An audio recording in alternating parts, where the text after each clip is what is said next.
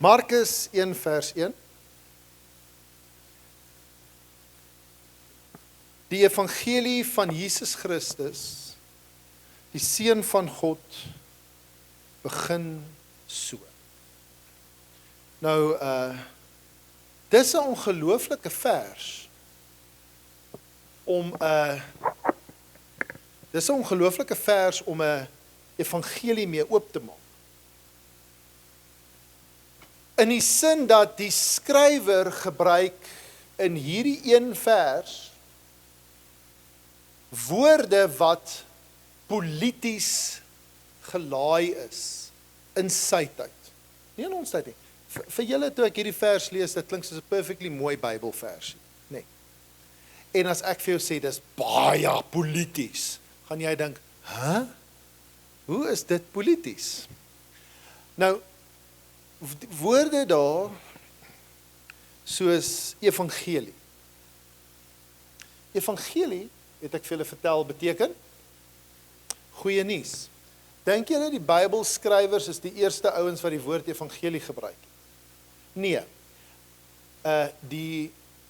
Toe Octavianus, wat later keizer Augustinus, wat later keizer Augustus, nie Augustinus nie, keizer Augustus sou word, toe hy Marcus Antonius en Cleopatra oorwin het, en die nuus kom in Rome, in die wêreld van Rome, in die Griekse wêreld, die woord wat hulle, en ons het dit op inskripsies, hoor, ons het dit op inskripsies, die woord wat hulle gebruik het vir daai nuus was, Evangelion, die goeie nuus van Octavianus, toe was hy nog nie keizer nie, hy was die eerste keizer, Julius Caesar was nooit 'n keizer nie, hy was iets anders.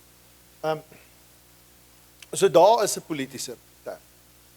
Dat jy moet jouself probeer terugsit in die skoene en in die koppe van die mense wat hierdie vir die eerste keer sou lees, nee.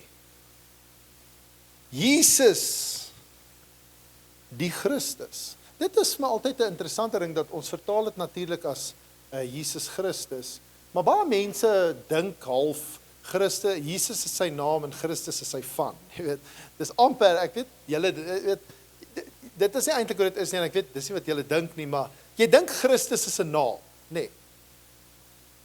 Dis nie 'n naam nie, Christus is nie 'n naam nie. Okay, Christus beteken? Nee. Maar soter, verlosser is ook 'n politiese term, hoor. Dit beteken gesalfde. Beteken gesalfde, oftewel die meer bekende woord. Dis bloot die Griekse vertaling vir die Hebreëse woord, wat met 'n m begin. Mashiach, Messias, in Aramees, Meshicha. Okay? Christos is die Griekse woord vir Messias. Gesalfde, korrek. Wie salf jy? Wie word gesalf in die antieke Bybelse wêreld? Wie het jy gesalf? Konings en profete. Beide politiese figuur. Jesus, die Christus. Okay. So dis altyd belangrik om te verstaan, Christus is 'n titel.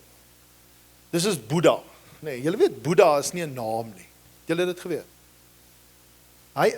Dit is die Boeddha. Wat is Boeddha? Die Boeddha, en ons vir party baie Boeddhas. Wie weet wat die Boeddha se naam was? Is daar van julle wat weet? Hey? Siddhartha Gautama. Ja. Okay. Jy het geweet? Jy het net altyd gedink sy naam is Boeddha. Nee. So dis interessant. So daar het jy Christus, 'n seun van God. Nou die van julle wat die openbare, hoeveel van julle het die openbaring kursus bygewoon? Steek net gaan. Lekker baie. So dan weet julle, moet ek vir julle iets sê oor die woord, oor die begrip seun van God. Die keisers, vir die van julle wat die openbaring kursus gemis het, die keisers het hulle self Divi Filius genoem. En Divi Filius in Latyn beteken seun van God, en daar is muntstukke met die openbaring kursus het ek vir julle muntstukke op die skerm gewys, en ek het die muntstukke gebring, kan julle onthou? jy het so 'n muntstuk in jou hand gehad waar daar 'n foto van 'n uitdruk van keiser Augustus se kop was op die muntstuk en daar het gestaan seun van God, DWF. Kan jy verstaan dat die vers problematies sou wees vir die Romeine? Problematies, nee. Dit gee 'n idee van waarmee ons hier werk. Okay. So dis die Markus Evangelie, dis hoe hy begin. Nou, die Markus Evangelie berus en sy hele integrasiepunt is gebaseer op 'n misverstand. En daai misverstand word eintlik eers aan die einde van die evangelie tot 'n mate opgelos. En hier is dit. Hierdie vers is die belangrikste, myns insiens, hierdie die belangrikste vers in die Markus Evangelie, Markus 8 vers 27 tot 30. Daarna het Jesus en sy disippels na die dorpies naby Caesarea Philippi gegaan. Langs die pad het hy vir die disippels gevra, tot 'n mate is hierdie die vraag van hierdie hele kursus. Wie sê die mense is ek? Hulle antwoord hom, Johannes die Doper, want hy toe Johannes al dood, né? Party sê weer Elia, want hulle het geglo Elia gaan terugkom, want hy was mos opgeneem.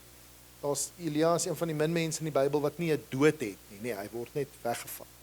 So die Jode het geglo Elia gaan kom. En party een van die profete. Maar julle, vra julle, wie sê julle is ek? En sien, dit is eintlik waaroor hierdie kursus gaan. Petrus antwoord hom, U is die Christus. U is die Christus. Hoe sou dit in Aramees geklink het? U is die Messias. Toe belet hy hulle om dit vir iemand anders te vertel. Daaroor sal ek nog praat. Petrus is natuurlik reg, stem julle saam? Maar hy weet nog nie op hierdie stadium hy's reg nie. En die groot vraagstuk van die Markus Evangelie gaan nie oor die vraag of Jesus die Christus is of nie. Almal stem saam hy's die Christus. Dis nie die probleem nie. Wat is die probleem? Die probleem is die inhoud, die betekenis van daai woord. Wat beteken dit as jy sê U is die Messias? Hoe het die disippels dit verstaan en hoe verstaan Jesus dit? En daai spanning tussen die disippels se verstaan van die Messias en wie Jesus uiteindelik sê hy is as Messias, is deurlopend in die evangelie. Deurlopend. En dit is wat ons gaan sien. Markus is interessant. As ons na elke evangelie kyk. Net soos wat elke evangelie 'n idee gee van wie Jesus is. Né? En hy's iemand anders vir elke evangelie skrywer. Hy's Jesus, hy's die Christus, maar weer eens wat dit beteken. Dit's anders. Net soos Jesus dieselfde is, maar anders is vir elke liewe een wat in hierdie kamer sit. Okay. En ek het vir jou laas keer gesê, ek kan jou meer van jouself vertel, as jy vir my vertel wie jy dink Jesus is. Want ons konstrueer Jesus bietjie in 'n spieël. Dis hoe dit werk. Net soos elke evangelie 'n beeld van Jesus het hulle ook 'n beeld van die disippels. En iets wat jy gaan sien veral in dis in elke evangelie, maar jy gaan dit veral in die Markus Evangelie sien, jy gaan dit veral in die Matteus Evangelie sien. Jou Christologie, wat is Christologie? Jou leer of jou verstaan van Christus. Ja, jou Christologie, almal met my, hoe jy Jesus verstaan, jou Christologie bepaal ook jou verstaan van disippelskap. Dis twee kante van dieselfde muntstuk.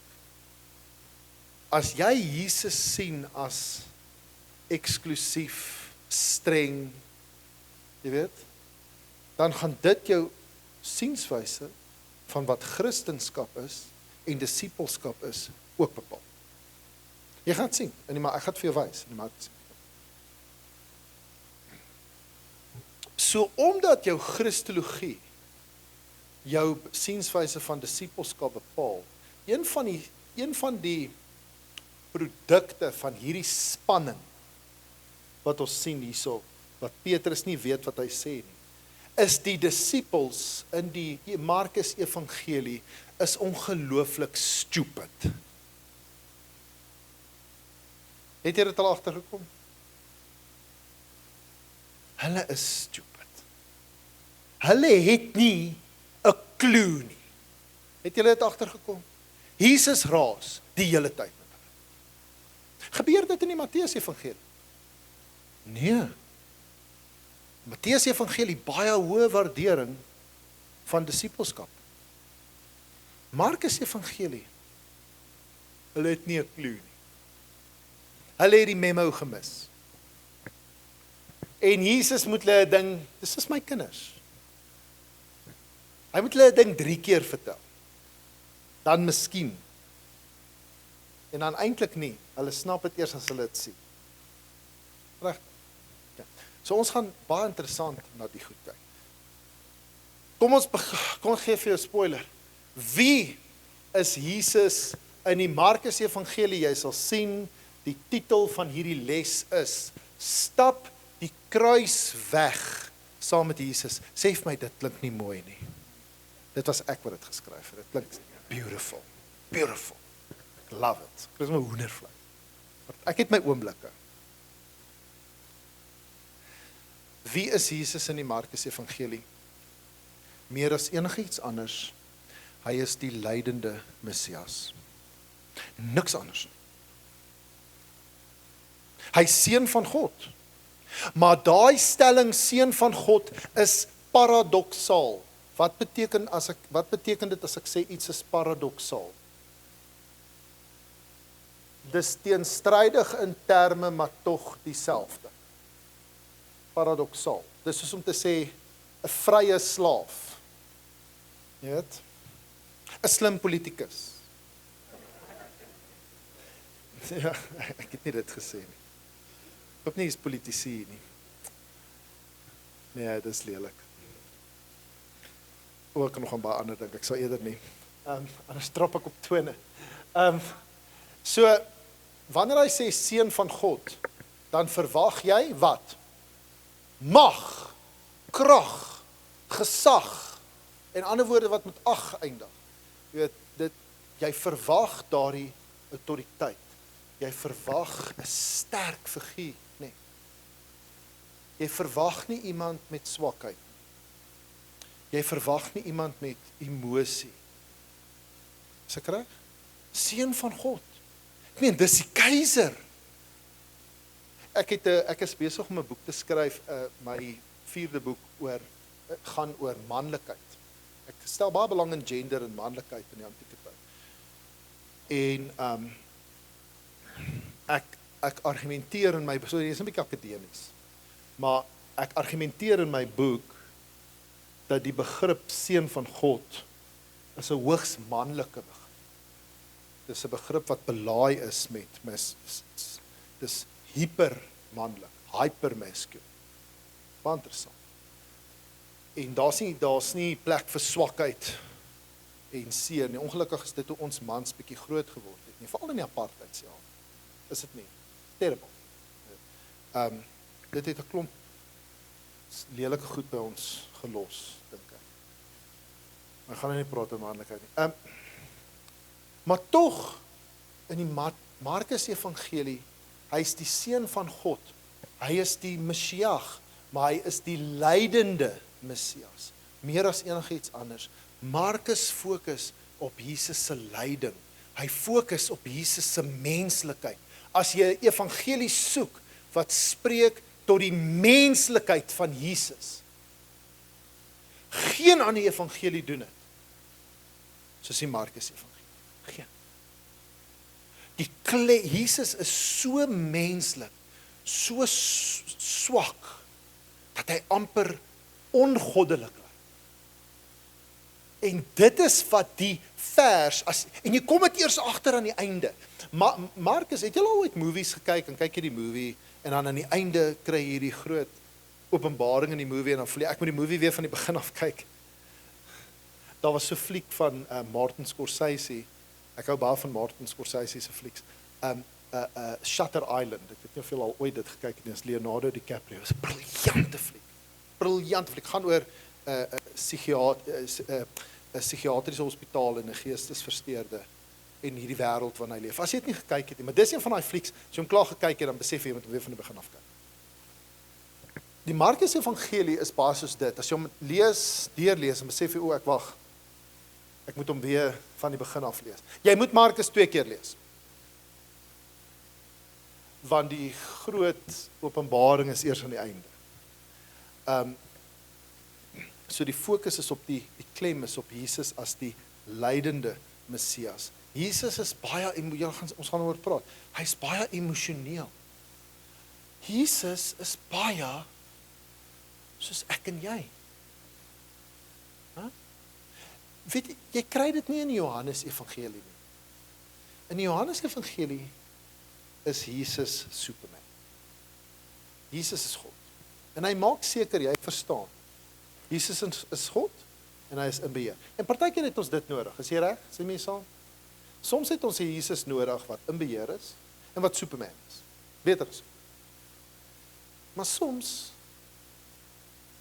het ek 'n swak Jesus nodig. 'n Jesus wat kan identifiseer met die gebrokenheid wat in my as mens sit. En daarom sê ek, dis moeilik om die evangelies te lees, want elkeen van hulle is ook 'n spieël. Maak dit sin as ek hierdie vir jou sê? Wanneer jy die evangelies lees jy leer baie oor Jesus en oor die evangelie en die storie van Jesus, maar jy leer ook so baie oor jouself. En ek hoop na hierdie kursus het jy 'n bietjie 'n selfontdekking, 'n herontdekking. En dis wie Jesus is. Hy kry swaar, hy huil, hy's bang, hy voel God het hom verlaat, hy bloei, hy's bang. Dis wie Jesus in hierdie evangelie is. En dit is wat dit so 'n besondere evangelie is. Kyk, het julle hom? Julle weet julle kan my stop as al vrae is of opmerk. OK. Ek wil hê jy moet hierdie vers en veral 29, wie sê julle is ek? U is die Christus. Dit moet jy die hele tyd in jou agterkop hou. Is dit OK? En die vraag oor wat het Petrus hulle gedink? Wat het in Petrus se kop, deur Petrus se kop gegaan toe hy hierdie woorde sê, u is die Christus? Watter prentjie was in sy kop van wat is 'n Christus? OK. Dit is die groot vraag. Maar kom ons begin met die basics. OK? Want met elke evangelie gaan ons 'n bietjie praat oor die basics en ons begin bietjie eers. So ek het nou vir jou 'n groot teologiese dit was die ouverture van my klas. OK? Die van julle wat hou van opera soos ek is love opera. Ek is baie lief vir opera. Ek hou van alle musiek, maar opera is my baie mooi. Jy weet, opera begin mos altyd met 'n ouverture, nee. Dit gee vir jou dit is eintlik soos 'n opsomming van die hele opera. Al die temas, baie mooi. Nou begin ons. Begin by die begin. Outeurskap. Julle outeurskap is 'n moeilike ding. Eintlik kan ek jou niks leer van outeurskap. Niks. Eintlik kan ons as slim professore Nuwe Testament, dames en here, ons kan eintlik niks, zero, sê van outeurskap. By die evangelies. Ons het nie 'n klou wie hulle geskryf het. Dis 'n klou. Ek moet eerlik wees. Onthou, ek kan natuurlik hier voorstel, ek kan hier na toe kom, maar julle kan my hier kry, en hulle kan my hier kom, en ek kan vir julle sê wat julle wil hoor, korrek? Ek meen, sekerlik kan ek kom en, wil jy dit hê? Ook, ons moet eerlik wees met 'n klomp goed. En een van die goed is die outeurskap van die evangelies. Die probleem waarmee ons sit, ons het niks van die oorspronklike dokumente van die Bybel nie. Julle weet hierdie, nee. Ek bedoel, jy weet, ons het nie die woord, die tegniese begrip wat ons in die vakwetenskap gebruik is, die autograwe, die first edition. Ons het dit. Dis weg. Daai briewe wat Paulus hy het dit nie eens met sy eie hand geskryf, en daai wat hy met sy eie hand geteken het, hy het iemand gehad wat vir hom skryf, ons het dit nie. Dit is verlore. Ons het ook nie tweede uitgawes. Ons het ook nie derde uitgawes. Ons het waarskynlik nie 4de, 5de, 6de, 7de, 8de, 10de of 20ste uitgawes nie. Die oudste dokument van die Nuwe Testament, praat nou Nuwe Testament, Ou Testament, let's not even go there. Ou Testament het ons die dooie se rol. Dis die oudste. Maar by die Nuwe Testament, die oudste ding wat ons het, is papyrus. Chester Beatty, papyrus, wat omtrent so groot. Dis 'n stukkie van die Johannes Evangelie. Stukkie. Fragment. Dis die oudste wat ons het. Deesdae dateer ons hom. Onthou, dis moeilik om die goed te dateer, hoor. Selfs met koolstofdatering. Dit werk nie altyd, dit werk nie so lekker by ons goed nie. Koolstofdatering werk lekker as jy so 1000 jaar wat het om mee te speel. Vir 'n paar 100 jaar om mee te speel. Maar dit gaan jou nie 'n datum, 'n timestamp gee nie, weet. Ongelukkig nie. En verder, die probleem met koolstofdatering is jy moet die ding vernietig wat jy wil dateer, en dit kan ons nie doen nie. Alhoewel hulle doen dit bietjie met papyrus, maar ons dink, hy's tussen 150, which is waarskynlik nie, en 250 na Christus. So as jy die goue middeweg vat, 200 na Christus. Give or take 50 years. Waar was jy 50 jaar terug? Waar gaan jy wees oor 50 jaar? Nee. Dit is die oudste. So kan julle sien, die oudste tekste wat ons het van die Nuwe Testament is 'n goeie 150, 200 jaar na Jesus, en waarskynlik 'n goeie 100, 150 jaar na die eerstes geskryf is. Hulle het baie goed gekopieer in die antieke tyd, ons weet dit. Ons weet hulle het goed gekopieer. So, dit is nie regtig, ons het nie die oorspronklikes nie. Maar die oudste manuskripte wat ons het, van die evangelies, die oudste evangelie manuskripte wat ons het, hulle het nie titels nie. Al wat daar staan, tot evangelium, al wat daar staan, die evangelie. Dit sê nie die evangelie van Lukas, Matteus, Markus, Johannes, dit sê dit nie. Dit sê dit nie. Die name is eers later bygevoeg. Hoekom? Om hulle te onderskei van mekaar. En hulle is ook bygevoeg met die proses van kanonisering, toe die Christene besef, hulle moet die Bybel begin saamsit, van die eerste ooggetuies gaan dood, en hulle moet hierdie goed begin neerskryf en bymekaar sit, en daar het vrae gekom oor gesag en skrif en al hierdie goed. So, al die evangelies is oorspronklik anoniem. Wat beteken hulle het nie name gehad.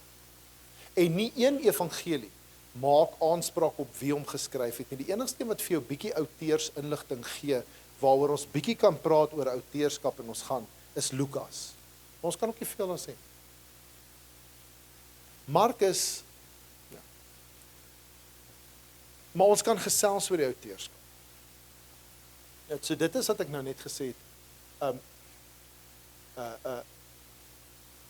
hulle het hierdie evangelies name ook gegee om hulle te onderskei van evangelies wat hulle geglo het dwaalleer gehad het, soos die evangelies van Maria Magdalena, die evangelie van die Hebreërs. Selfs die evangelie van Thomas was oud, maar hulle het nie regtig, dit was nie 'n kanoniese evangelie. Okay. So, en wat ons dan nou moet vra is, wat kan ons sê van die outeer en van die mense is, iets wat ons vir baie jare gedoen het, baie jare, amper 200 jaar van navorsing, is, ons het altyd die evangelies geassosieer met gemeenskap. So kom ons, voor ons nou weer, ons praat oor die outeer, maar natuurlik ook oor die ontvanger van die evangelie, vir wie is die gehoor van die evangelie. En die evangelies is tradisioneel, altyd geassosieer met gemeenskappe. So ons sou sê, ons sou praat van 'n Markaanse gemeenskap. Julle hoor wat ek, met ander woorde, die gemeenskap agter die evangelie van Markus, of 'n Matteaanse gemeenskap, of 'n Lukaanse gemeenskap, of 'n Johannese gemeenskap. So daar was die aanname dat hierdie evangelies is geskryf vir 'n groep mense, 'n gemeenskap van Christene, 'n kerk of 'n groep kerke, korrek? Maar, en dit was iets wat ons vir baie jare, dit was half konvensionele kennis. Nuutste navorsing nou toon dat ons nie eers eintlik meer dit met sekerheid kan sê nie. Ons kan nie eens meer sê dat daar 'n gemeenskap agter elke evangelie sit nie, veral met evangelies soos Lukas byvoorbeeld. Ek glo nie daar was 'n gemeenskap agter Lukas nie. Markus dink ek was daar dalk. So ons kan min sê oor die outeer en ons kan ook min sê oor die gehoor. En dit maak dit ook natuurlik vir ons bietjie moeilik. So wat kan ons sê oor die outeer? Ons het wel vroeë Christelike getuienis. Ek het nou vir jou gesê, name is aan die evangelies mos gegee. Onthou julle, ek het dit gesê. Die name is later bygevoeg. Maar dit was nie net willy-nilly, piek maar 'n naam, hierdie lyk soos Johannes. Jy weet, dit was nie heeltemal so gedoen nie. Dit het gebeur deur oorlewering en kerktradisie. Nou, my spesialisasie is die vroeë kerk. Ek werk op die vroeë kerk. En ek is, jy weet, ons moet baie versigtig wees aan die een kant. Aan die een kant moet ons baie versigtig wees vir vroeë Christelike getuienis oor hierdie goed. Want baie van dit is tradisie en dis legendaries en nie. Maar aan die ander kant kan 'n mens dit nie ook net uitgooi, die baba saam met die badwater nie. En baie Nuwe Testamentiese doen dit. Hulle sê, ag, jy kan nie glo wat die vroeë kerk sê nie. Ek wat 'n skolar van die vroeë kerk is, sê, regtig? Ek is geneig om bietjie tog te luister wat die vroeë tradisie sê, want hulle was nader aan die tekste. Ons praat van tekstuele proksimiteit. Hulle was nader in die tyd en die mense wat hierdie goed geskryf het. So, ons gaan kyk, wat sê die vroeë kerk? Nou, 'n baie vroeë kerkvader, sy naam was Papias. Hy is ongelooflik belangrik, glo dit of nie. Weet julle, het waarskynlik nog nooit, het julle al gehoor van Papias? Probably not. Okay. Ons het niks van sy oorspronklike geskrifte ook nie. Ons het net fragmente van Papias wat Eusebius, die bekendste kerkhistorikus van sy tyd, aanhaal. Maar Papias is 'n baie belangrike bron. En wat sê, want Papias is hy was 'n disipel van die disippels, blykbaar. Weer eens, volgens oorlewing. Maar wat sê Papias? Nou, Eusebius sê, die ouderling, dis nou Papias, het ook altyd gesê, nou, hierdie is wat Papias van Markus sê. Markus, wat Petrus se tolk was, het alles wat hy van die Here se woorde en handelinge onthou het, noukeurig neergeskryf, maar nie in volgorde nie. Want hy het nie die Here self gehoor nie, en was nie een van sy volgelinge nie, maar later, soos ek gesê het, een van Petrus se. Petrus het sy lering by die geleentheid aangepas, sonder om 'n sistematiese rangskikking van die Here se woorde te tref. Hierdie is in jou notas, by the way. Sodat Markus heel geregverdig was om sommige dinge neer te skryf, net soos hy dit onthou het. Want hy het net een doel gehad, om niks uit te laat wat hy gehoor het nie, en om geen waanvoorstelling daaroor te maak. So dit is die vroegste getuienis wat ons het van 'n van wie Markus was. Maar nou bygesê, die probleem is die evangelie en die Markus waarvan Papias praat, ons het nie sekerheid of dit hierdie Markus is nie. Kan julle sien? Ek is 'n historikus. Die werk van 'n goeie historikus is eintlik om dinge moeiliker te maak, nie makliker te maak nie. Het julle dit geweet? Dis regtig. Ja, dit is presies. Ek moet jou ontstel, anders het ek my werk gedoen nie. Regtig, 'n historikus, kan ek vir jou sê, 'n kenmerk van 'n swak geskiedkundige is hulle vereenvoudig. Teken van 'n goeie geskiedkundige is hulle maak dit kompleks. Want geskiedenis is kompleks. So ongelukkig moet ons dit kompleks maak. Nou wat ons sien hierso is Markus, kom ons veronderstel dis dieselfde, okay? Want daar's 'n kans, nê. Markus was nie 'n disipel nie. Korrek? Hy was nie 'n disipel van Jesus nie. Waar lees ons van 'n Markus in die Bybel? Daar is een. Waar beken een? Daar is hy. Wie was hy? Maar ons lees dan om in Paulus se reise. Dis goed, dis 'n goeie begin. Iemand wat iets by wil voeg? Nee, hy was 'n keiser. Marcus Antonius was 'n nee, hy was nie 'n keiser nie, maar hy was 'n Romeinse bevelvoerder. Mark Antony, Marcus Antonius. Nee, hy was nooit 'n keiser nie, sorry. Ja, so presies. So toe Paulus begin met sy sendingreise, wie het eintlik begin met die sendingreise? Nie Paulus nie, Barnabas, nee, Barnabas was eintlik die leier. En wat het veroorsaak dat Barnabas en Paulus 'n uitval het? Terrible uitval. Markus. Nee. Markus was een van die reisgenote van Paulus en uiteindelik Barnabas, en Paulus het hom glad nie gelike nie. En Paulus het toe vir Silas gevat en Barnabas het vir Markus gevat. En verder hoor ons alles van Paulus en niks van Barnabas nie. Barnabas dink ek is een van die mees underrated figure in die Bybel en hy het waarskynlik een van die grootste impakte gehad. Ons het niks van hom. Dis soos Apollos, so 'n ander ou in die Bybel. Waarskynlik 'n ongelooflike groot impak gehad, weet niks van hom nie. Maar kan dit hierdie Markus wees? Probably not, nee. Want hierdie Markus het niks met Paulus te doen volgens Papias.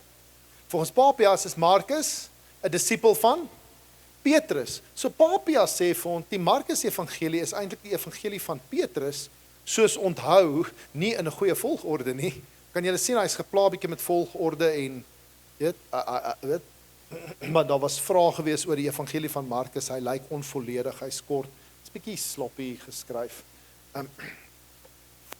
En Papias verdedig dit.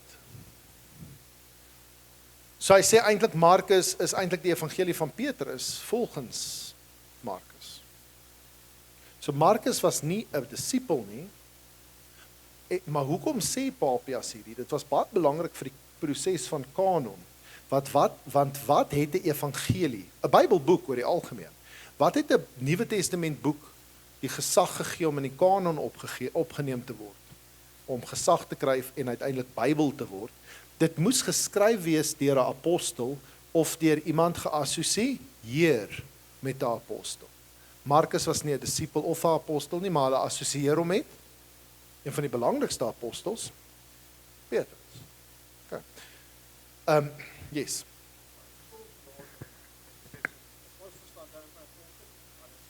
Okay, so die vraag is, die tolk waarvan Papias praat, is dit soos ons dit vandag verstaan of is dit iets anders? Baie soos ons dit vandag verstaan.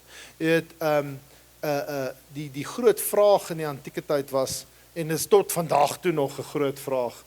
Hierdie is, hoe het 'n handjie vol vissermanne so groot impak?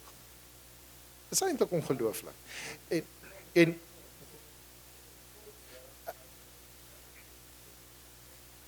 okay, so hoekom het Petrus 'n tolk nodig as hy deur die Heilige Gees vervul is om enige taal te kan praat? Wel sê die Bybel, hy is vervul deur die Heilige Gees om enige taal te praat.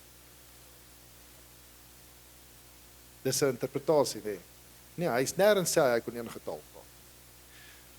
Die gedagte is, Markus het waarskynlik getolk vir Petrus, wat Aramees gepraat het, en dalk 'n druppeltjie Grieks, getolk in. Petrus word geassosieer met Rome, Italië, alhoewel wat vreemd is, want hy is eintlik meer in Palestina. Ons weet niks van Petrus af. Daar's iemand van wie ons ook niks af weet. Anyway, hy was 'n tolk. 'n Tolk is maar 'n tolk. En ook iemand wat nie net 'n tolk was, nie net iemand wat jou vertaal het nie, maar dit was ook iemand wat geskryf het. Dit's ook 'n in die antieke tyd was dit dikwels beide, hoor. Ja. Dit was 'n rol wat een persoon kon vervul. En dis Markus. Markus was so 'n algemene naam. Wie se naam hier is John, Johannes, Jan? Steek gou jou hand op enige Johan. Dit kom steek hoog op. Wil sien hoe reg ek is. Yes. Johan, Jan, John. OK. Dis algemeen. Pieter, Piet, Pieter, die moet een wees te min. Daar, dankie. OK, so daar's 'n klomp. Markus was so 'n tipe naam in Latyn. OK.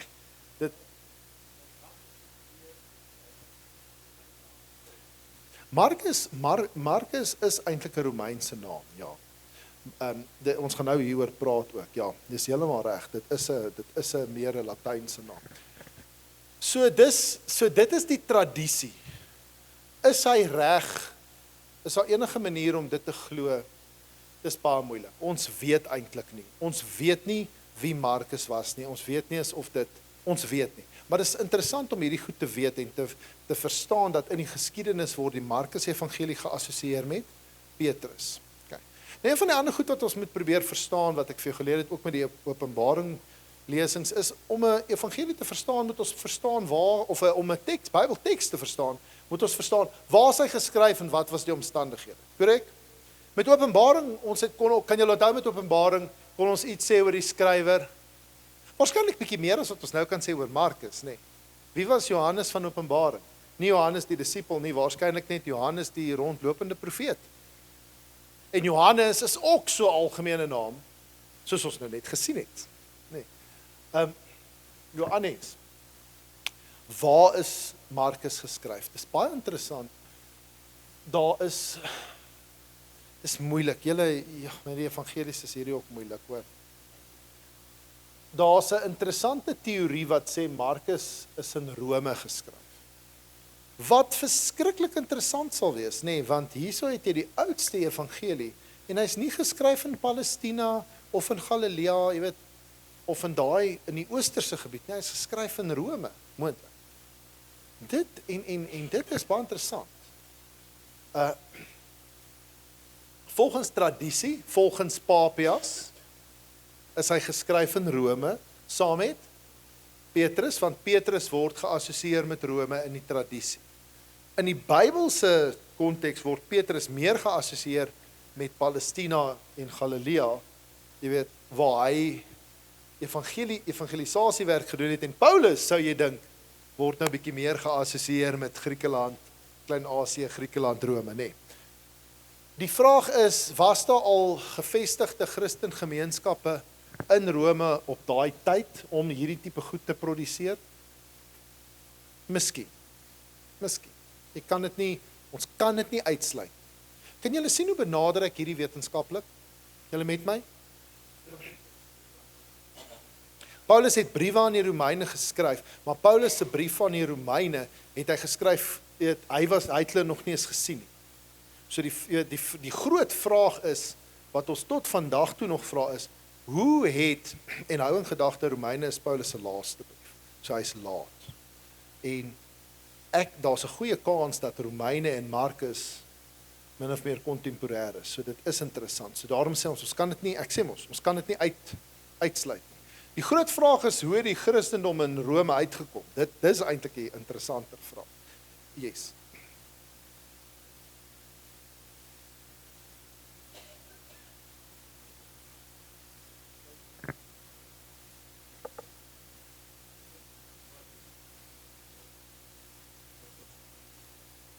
O ja.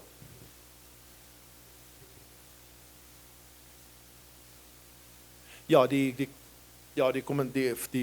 meer 'n opmerking is in die keiser se huishouding en die kombuisdeel by die slawe was daar spottekeninge van Christene, van die Christene, ja, teen die Christene, ja, dit is so. Kyk, en ons weet die Christendom het onder jou laerklasse ook slawe en die armes en die werkers, daar was eintlik nie 'n werkersklas nie, maar daai tipe mense. Maar okay, volgens tradisie is dit Rome, maar all roads lead to Rome, dit is absoluut waar, nee, dit is absoluut waar, julle kan sien, ek strei nie met julle nie, en een van die goed wat ons ook aan dink is, Markus het 'n moontlike vervolgingskonteks. As ons verstaan dat Markus vir 'n gemeenskap geskryf is, as ons daai aanname maak, en julle stem saam met my, dis 'n aanname.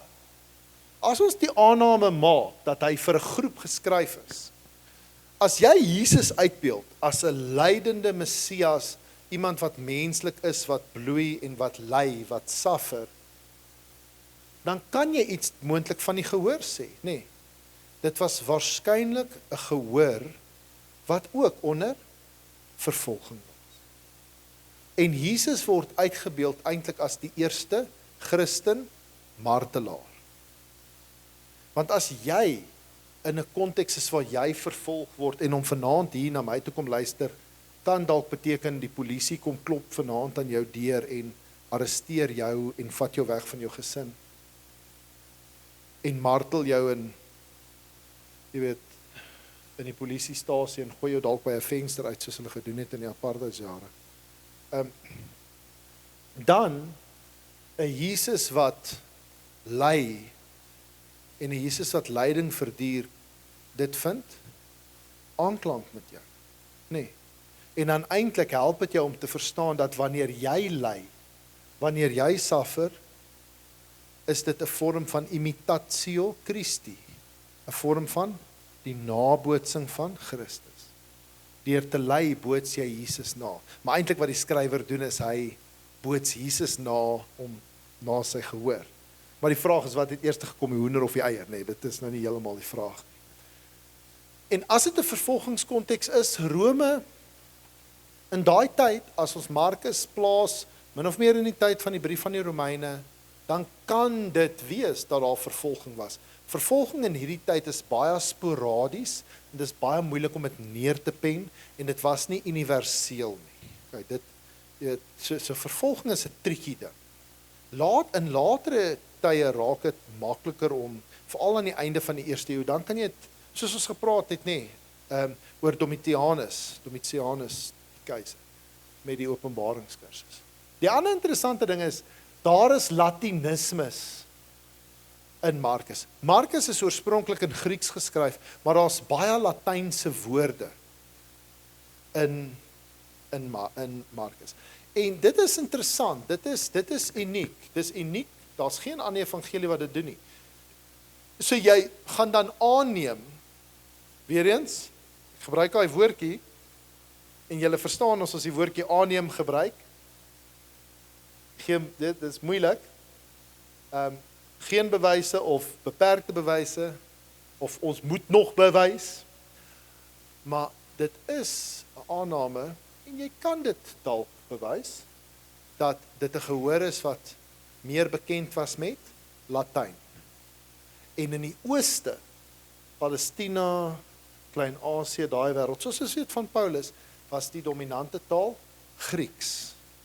En okay, natuurlik in Palestina, en ek bedoel nou in Palestina en daai, jy weet, was dit nou veral ook Aramees, maar ek meen die heidene en die skryftaal en die kommunikasietaal was Grieks.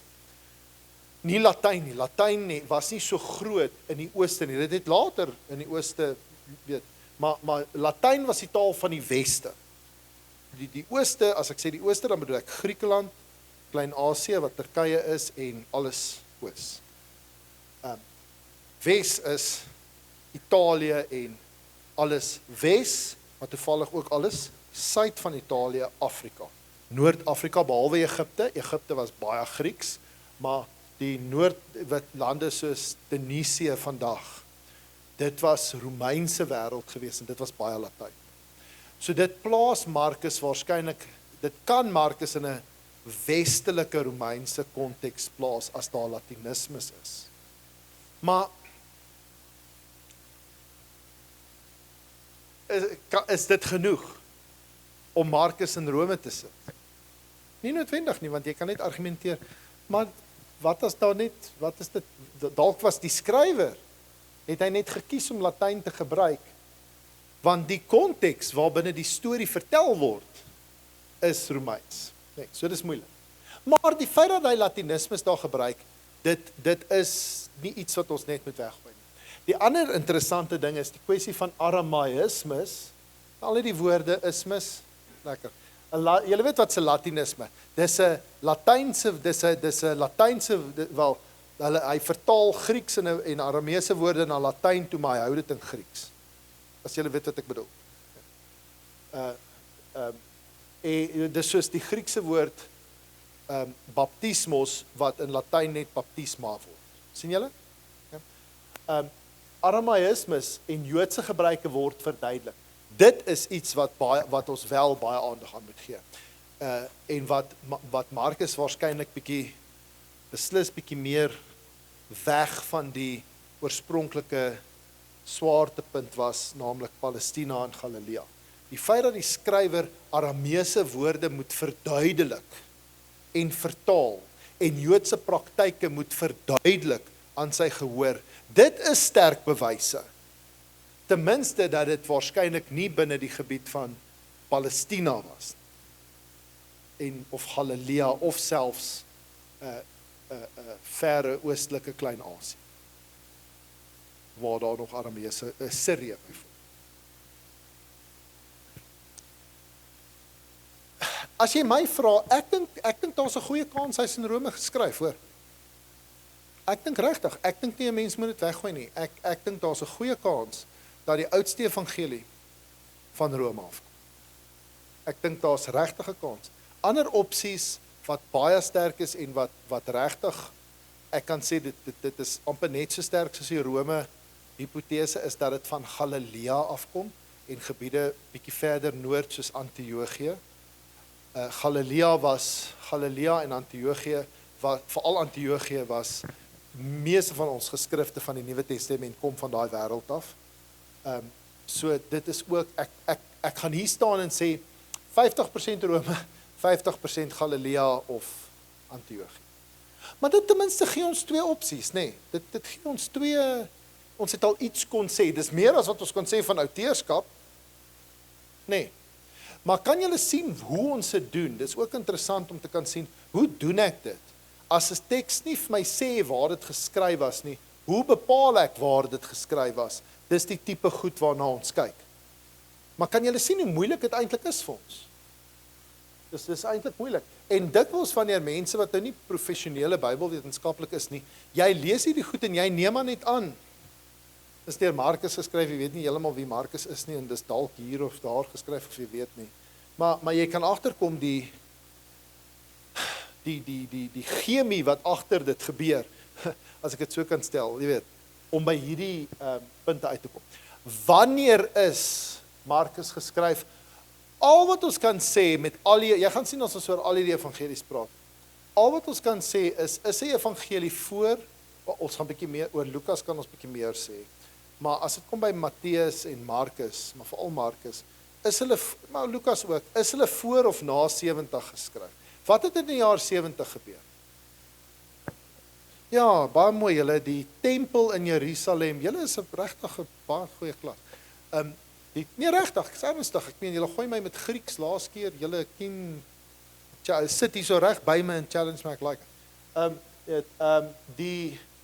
Maar julle is helemaal reg, die vernietiging van die tent. Dit is 'n baie behulpsame, wel, is 'n terrible gebeure, maar dit is 'n baie behulpsame gebeure vir ons, en dit help ons baie om evangelies te dateer. Maar natuurlik, wat sê ek, as ek sê, ja, nee, is voor 70. Wat sê ek? Dit is voor 70. Dis al wat ek sê, nee. Na 70. Dit is nog moeiliker. Wat? Is dit 80, 90, 100? Dit is nog steeds 'n bietjie moeilik.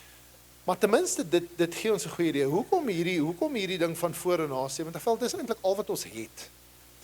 iets wat ons doen as historiese van die Bybel. Julle sal agterkom, ek praat dikwels oor geskiedenis en historie en historiografie en historiese en geskiedskrywing.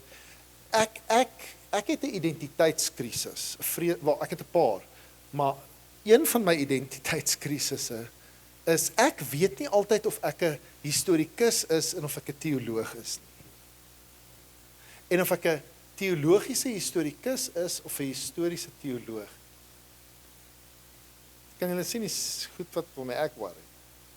Het julle dink, wat? Maar om eerlik met julle te wees, waarmee identifiseer jy? Ek soek nou vir moeilikheid. Waarmee identifiseer ek meer? Ek identifiseer meer. As jy vir my moet vra, as jy nou geweer teen my kop moet sit en sê, Chris, sê nou dadelik, wat is jy? Ek is eerste 'n historikus. Ek is nie altyd eerste 'n teoloog nie, alhoewel ek preek en ek doen teologie. Ek doen dit altyd vanuit die traject van historiografie. So ek is eerste 'n historikus, wat my partykeer 'n ongemaklike teenwoordigheid in 'n teologiefakulteit maak. Maar een van die goed wat ons historiese doen, is, wanneer ons iets wil dateer, en hy gee nie vir ons 'n datestamp nie, is, ons soek vir 'n plek in die boek, waar hy geskiedenis begin vertel. En as ons lucky genoeg is, het jy 'n teks wat bietjie geskiedenis vertel, en die wonderlike ding van die evangelies, dit is tot 'n mate 'n geskiedenis. Nee, onthou julle, laas keer daaroor gepraat, 'n biografie, dis 'n storie. En ons kyk, vir hoe lank kry die geskiedkundige feite min of meer reg, en wanneer stop hy, of maak hy foute? En dan weet jy gewoonlik, waar hy stop, dis waarskynlik wanneer hy geskryf, nie altyd nie, maar dit gee ons 'n goeie idee. En is interessant dat die Markus Evangelie gee baie min, amper niks oor die tempelvernietiging. Dit sê vir ons, dit het waarskynlik nog nie gebeur. Want al die ander evangelies maak melding van die tempelvernietiging. Jy kan verstaan dat die tempelvernietiging was so 'n verskriklike groot, aardskuddende gebeure vir Joods-Christelike identiteit, dat as dit gebeur het en jy skryf 'n evangelie na dit, moes jy dit noem. En inderdaad, Matteus, Markus, Matteus, Lukas en selfs Johannes noem dit. Markus nie. En dit is besonder. Okay. So, dis veilig om Markus voor die tempelvernietiging te plaas. As ons hom in Rome sit, dan beteken dit net wel die Christendom was al ontwikkel. So, ons dateer Markus gewoonlik hier waar ons die laat Paulus briewe dateer. Hierso so 65, give or take a few years. Raai ek bietjie? Ja. Maar dit gee jou tog 'n redelike indikasie. Sekere ander Bybelboeke kan ons dit baie meer presies tot op 'n jaar dateer. Maar met Markus en die evangelies kan ons nie. Okay. So ek het met jou gepraat oor die belydenis, U is die Christus, en hierdie is waar dit baie belangrik word, en ons gaan nou eindig hiermee. Volgende week gaan ons aangaan met Markus, want ons het gelukkig tyd. Ek het nog so 5 minute. Die vraag oor U is die Christus, een van die belangrike goed wat jy moet verstaan, is wanneer Petrus, en nou is ons by die omstandighede, een van die goed wat die Markus Evangelie probeer regstel, ek het vir julle gesê aan die begin, dit is gebaseer op 'n fundamentele misverstand. En daardie misverstand is tussen Jesus en die disippels, en ons sien dit deurlopend. Die disippels het die Messias gesien, soos meeste ander Jode die Messias verstaan het, in die 1ste eeu. Mashiach het ek nou nog gesê, konings word gesalf, profete, dit is 'n magsfiguur. 'n Messias was gesien as iemand wat kom van die lyn van Dawid. Nou julle, Dawid, was Dawid 'n nice guy? Ja, seker, maar ek meen, hy was, ja, hy het die meisies ook gelaai, hoor. Maar Dawid is bekend as wat? Die militêre figuur van die van die Israeliete. Hy was die militante koning. Hy is die koning wat Israel se koninkryk gevestig het, die eerste ware koning. Kyk, arme Saul is die tragieste figuur in die Bybel, is dit nie? Ek het baie medelee met Saul. Ek dink hy het probeer. En toe raak hy die pad byster. Maar Dawid, seun van Dawid, word Jesus genoem. Dawid, julle weet, Dawid was 'n gangster. Nie regtig. Hy het 'n protection racket geraak. Jy weet, dis letterlik soos die maffia in ons tyd. Jy weet, jy kry dit aan die begin, voor hy nou koning geword. En toe hy koning word, een van die klagtes wat die koningsboeke teen Dawid gee, hoekom kon Dawid nie die tempel bou nie? Te veel bloed op sy hande, te veel mense dit gemaak. Natuurlik die kronieke sê natuurlik, konings is nie baie positief voor Dawid nie. Dit vertel jou ook die Batseba storie. Kronieke is baie positief voor Dawid, dit vertel nie die Batseba verhaal nie. En kronieke sê Dawid het nie die tempel gebou nie, maar hy het hom beplan. Jy het dit al gelees? Volgens koning sê Dawid niks met die tempel te doen gehad nie. Volgens kronieke het Dawid alles gedoen en hulle kon net begin met die bou. Dis interessant, nee. Jy laat daai verskille agterkom. So die Messias was 'n militante figuur. Hulle het die Messias gesien as iemand wat gaan kom om die juk van die Romeine af te gooi. Iemand wat die Romeine gaan vervang en die troon van Dawid gaan herstel en die koninkryk van Israel weer gaan vestig en God se koninkryk op aarde gaan uitbrei. Dis wat hulle geglo het. As hy gesê het Christus het Petrus in sy kop gehad, mag. Dis hoekom hierdie ouens rondgeloop het met swaarde. Dis die ekwivalent van 'n AK-47 vandag. Kyk, kan ek dit net regtig, dis doodernstig. Ek is so ernstig nou. Jesus se disippels het rondgeloop met swaarde. Ek meen, een van hulle was 'n seloot. Ja, julle weet dit? Simon, die seloot. 'n Seloot is 'n zealot. Weet jy wat 'n goeie vertaling vir 'n zealot vandag? Die man is slim hoor. Terroris. Hulle was gesien as terroriste deur die Rome. Toe hulle Jesus kom arresteer, wat doen Petrus? Hy ruk sy swaard uit en kap 'n slaaf se oor af. Dink julle hy het gemik vir die oor? Hy was net nie goed met 'n swaard nie. Hy het gemik vir die kop. Hy wou nie sy oor afkap. Laat ek net gou jou Leslie in jou oor afkap nie. Hy het gemik vir die kop en die arme slaaf het gekoes. Daai storie, ons lag nou oor dit. Daai storie som die hele evangelie op. Die misverstand.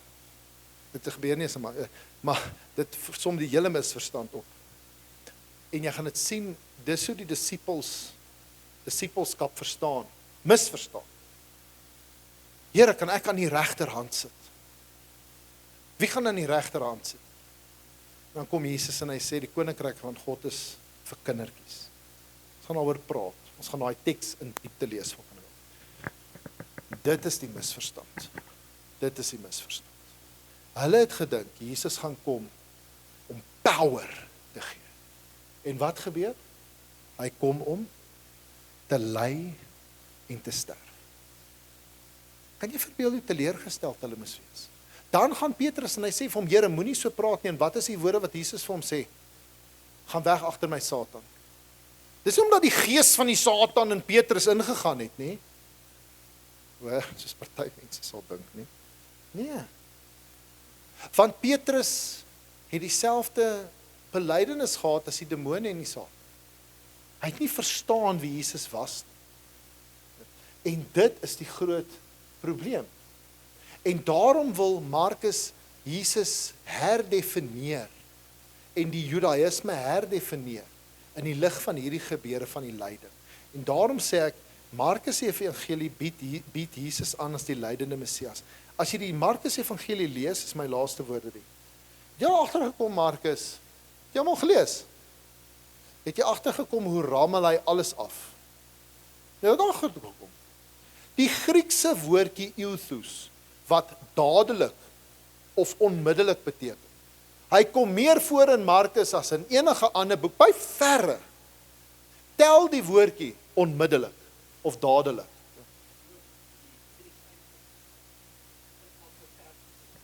Yes, elke vers begin met en onmiddellik gaan hulle daartoe. Hy jaag jou deur alles, maar waar stop het? Met die kruis.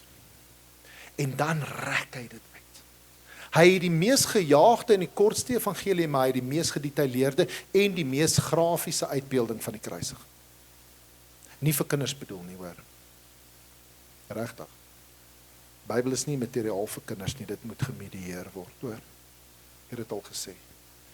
En dan rek hy dit uit. En daar sien ons die groot onthulling. En dis hoekom Jesus die hele tyd, het jy al agterkom, ons gaan hieroor praat vanaf volgende week, maar Jesus sê, shh. Jy gehoor hoeveel keer sê Jesus in die Markus Evangelie, shh, moenie vir iemand sê nie. Moenie vir iemand sê nie. Natuurlik het hulle vir almal gaan sê, maar Jesus sê, moenie vir iemand sê nie. Hoekom laat Markus toe dat Jesus dit die hele tyd sê? Hoekom maak Jesus die demone stil? Want hulle moenie iets sê nie. Want hy wil nie Jesus se identiteit verklap.